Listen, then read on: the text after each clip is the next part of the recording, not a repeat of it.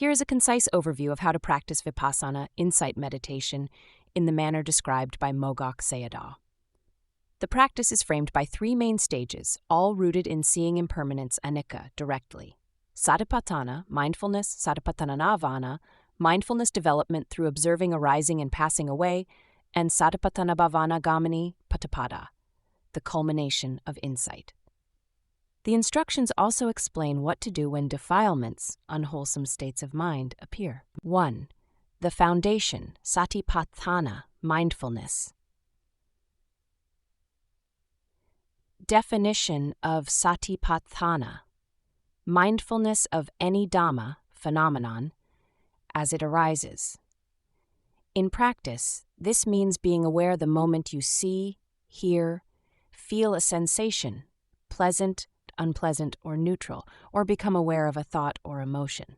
Practical application: whenever a physical sensation, e.g. a pain in the knee, or a mental event, e.g. a thought or feeling, arises, recognize that it has arisen. Label it silently, e.g. feeling, thinking, hearing, etc., or simply know it is there, so the mind stays anchored in noticing what is present. Purpose: to prevent the mind from wandering and to cultivate a clear, steady knowing of what is happening in the present moment. 2. Deepening practice. Satipaṭṭhānabhāvanā, mindfulness development via arising and passing away. Definition of Satipaṭṭhānabhāvanā: observing not only the arising of phenomena, but also their passing away. Seeing clearly that everything, sensation, feeling, thought, arises and immediately vanishes, revealing the mark of impermanence, anicca. How to observe: whenever a sensation, emotion, or thought arises, note that it has begun, and then stay with it so you can notice the moment or process in which it fades or disappears. The key is to see both ends of the phenomenon, arising and passing. Contemplation of impermanence: rather than viewing phenomena simply as pain, pleasure, thought, or mind, keep in mind that they are ephemeral events, arising, then passing away.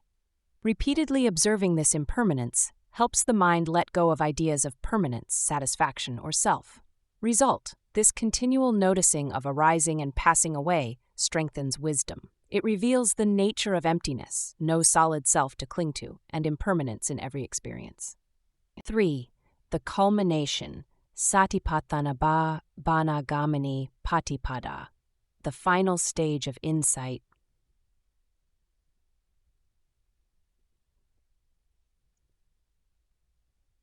Definition: the point where mindfulness and insight have become so clear and continuous that the eightfold path, Magga, completes itself. Here, one experiences the cessation of arising and passing away directly, realizing nibbana. How it unfolds: as mindfulness and insight deepen, one's perspective turns away from all transient phenomena and shifts toward the unconditioned, nibbana. At the moment of path attainment, Magga, insight links with the remaining factors of right speech, right action, and right livelihood, forming the noble eightfold path in full. Fruit: with repeated deep insight, defilements, kilesas progressively fall away, culminating in the final eradication of all unwholesome tendencies, asavas, for arahants. 4. Working with defilements and distractions.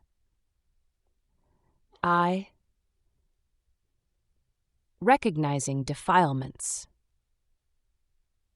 when they arise. Defilements, e.g. lust, anger, boredom, doubt, may surface during practice. They are not to be feared or rejected, but to be recognized as fresh objects of mindfulness. In the text, this is described as hipassiko. The defilement itself calls you to come, see, and observe its arising and passing away. How to apply mindfulness: the moment boredom, restlessness, or a distracting thought appears, notice boredom, restlessness, or thinking. Stay with it carefully to see it vanish.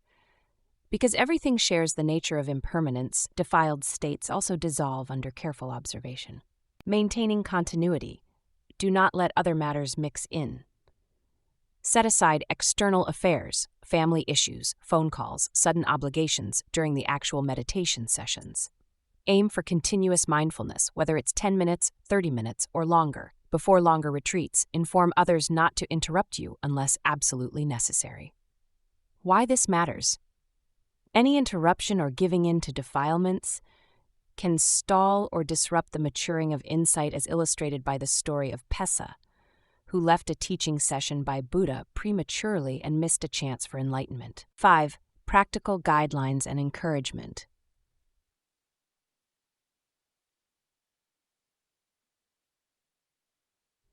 One, set up regular practice. Decide on a time duration, e.g. 30 minutes or an hour. Commit fully to practicing continuously in that interval. 2. Observe whatever arises. If pain comes, note pain and watch it. If the mind daydreams, note thinking. If doubt arises, note doubting. The key is to be patient and consistent. 3. Stay with arising and passing away. Remember the core theme, see how physical and mental phenomena arise and instantly pass. This brings direct contact with impermanence. 4. Do not be deterred. If you have concerns about being 2-rooted versus 3-rooted, i.e. your innate potential, the talk advises not to worry. Since you can observe and understand impermanence, you have the capacity, so simply practice. 5. Use a qualified teacher, if possible. A teacher can help clarify confusing states and guide you when subtle obstacles or unusual experiences arise. 6. Trust the process. The Buddha's words are advejjhakana buddham. They are not ambiguous. He assured that if one practices correctly and wholeheartedly, nibbana can be realized in this very life. Start with being mindful or thought that arises. Summary. Start with being mindful, Satipaṭṭhāna, of any sensation or thought that arises.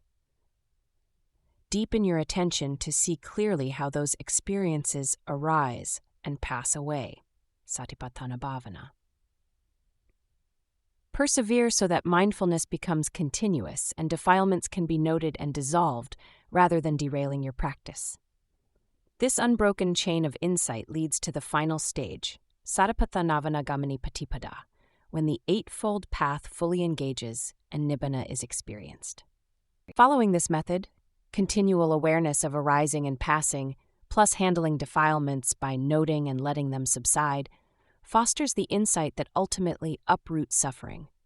By committing wholeheartedly, the practitioner fulfills what the Buddha taught as the direct path to enlightenment.